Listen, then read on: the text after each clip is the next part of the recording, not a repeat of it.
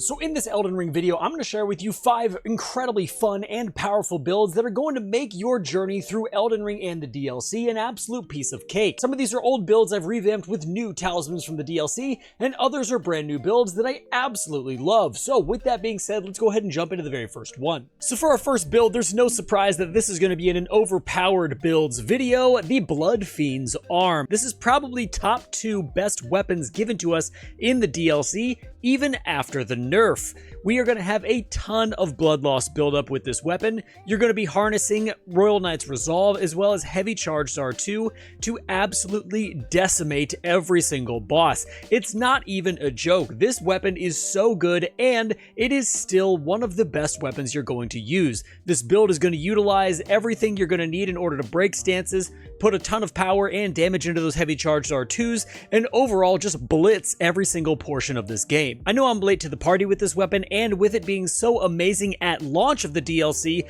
I should have made a video back then about it. However, it's still incredibly good. As you can see from every single boss we've absolutely trashed going through New Game Plus 3. Now don't mind the stats on the right here, I'm going to show you the correct stats here in just a minute, but for this particular build I was using the Bloodfiends Arm with Royal Knight's Resolve. I'm also using the White Mask in order to get that extra damage. If you have the Endurance, you can use the Rakshasa Armor set, and for your talismans you want to use the Axe Talisman, the Two-Handed Sword Talisman, the Lord of Blood's Exaltation, and I was using the Great Jar's Arsenal. If you want to use something else here and you have the Endurance and you don't need to, you can swap in maybe the Bull Goat's Talisman or a different talisman of your choosing. For your flask, you use the Stone Barb Cracked Tear as well as the Spike Cracked Tear, and for your buffs, you're going to use Flame Grant Me Strength and Golden Vow. Now for your stats, you're going to have 60 Vigor, 12 Mind, 25 Endurance, 34 Strength, 11 Dexterity, Intelligence is at 7, Faith is at 15 for Flame Grant Me Strength. You can use the Ash of War Golden Vow on a dagger, and Arcane is at 65. Next up, you can use this build if you want to be an absolute menace. I have never seen a weapon hit this hard before, minus the Giant Crusher,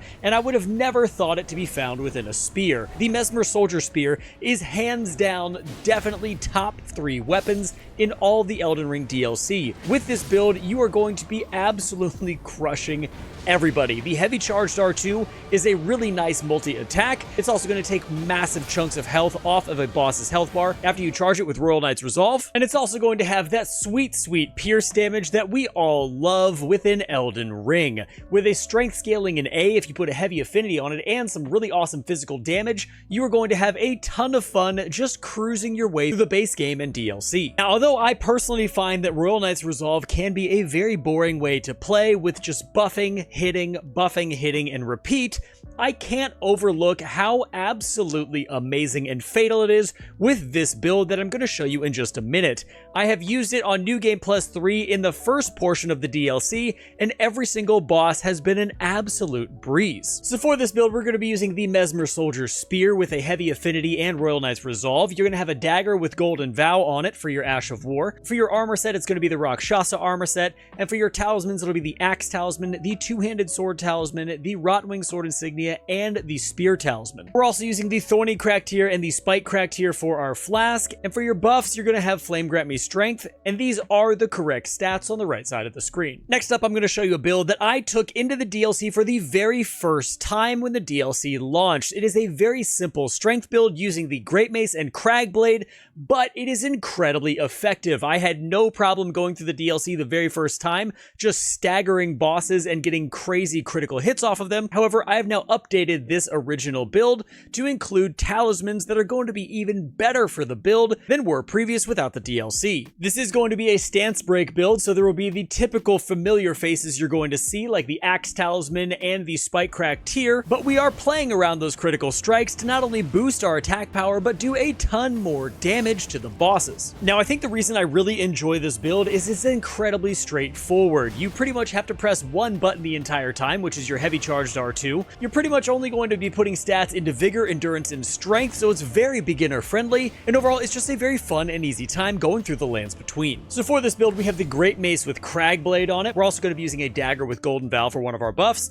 you'll use the entire Rakshasa armor set for extra damage. For your talismans, you're going to use the Dagger Talisman as well as the Blade of Mercy for your critical hits. You're also going to use the Axe Talisman as well as the Two-Handed Sword Talisman to absolutely obliterate everybody with extra charged R2 damage. And for your flask, you can use the Spike Cracked Tear as well as the Stone Barb Cracked Tear. Now for our next build, this one actually surprised me because I typically do not like heavy thrusting swords. However, Queeligns Greatsword is a completely different issue. Stack this weapon up with the Flame Skewer Ash of War, and its great physical damage and faith scaling, you are going to get a really fun combo allowing you to burn enemies and decimate everybody. This footage right here you're seeing on New Game Plus 2, but I'm absolutely rocking everybody. The pierce damage that this weapon does is incredible. The combination of the Ash of War, which is a two-part, first is a thrust and then it's a throw of fire at the enemy, does a ton of damage if you hit both, and like all the other builds you've seen before, staggering enemies is not going to be hard. Typically within 2 to 3 hits, you're going to have an enemy staggered on the ground, allowing you to get off a critical, and it just makes for a really fun gameplay style. Now, one thing you are going to have to watch out for with this build is we are using the Blood-Sucking Cracked Tear, which we're going to go over here in just a minute, but that's constantly going to whittle down your health. So you will have to do a little bit of health management for this build, but the 20% extra damage you get from that tier is definitely worth it, and typically most bosses are down before that health loss is noticeable at all. Now for this build, you're going to be using the Queeligns Greatsword. You're also going to be using the Rakshasa armor set and the Fire Serpent helm to get more damage out of Flame Skewer. Then for your talismans, you're going to use the Shard of Alexander, the Two-Handed Sword Talisman, the Fire Scorpion Charm, as well as the Spear Talisman.